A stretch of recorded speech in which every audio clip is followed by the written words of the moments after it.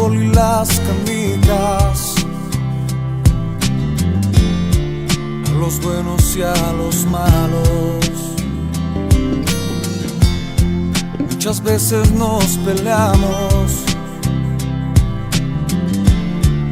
otras veces ni hablamos,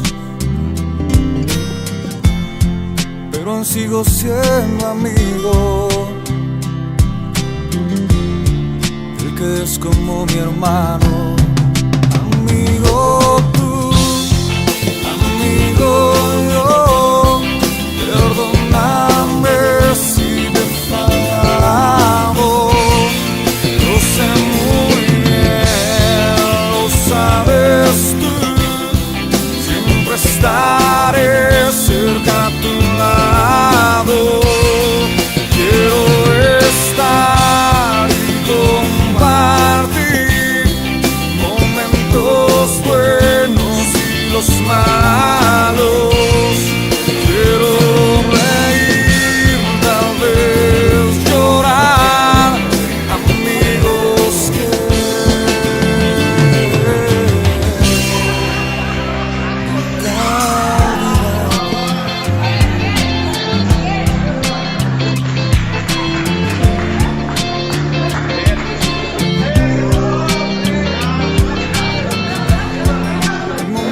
presentimos que solo nos encontramos. Es ahí donde aparecen los que son más que hermanos, los regalos que no dimos, las palabras que callamos, los abrazos que negamos, al que hoy no está a tu lado.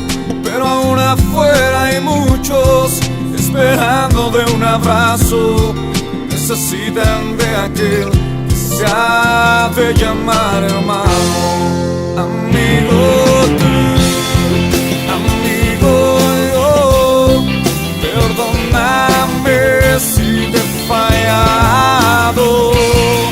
Lo sé muy bien, lo sabes tú, siempre estaré cerca a tu lado. Quiero estar y compartir momentos buenos y los malos.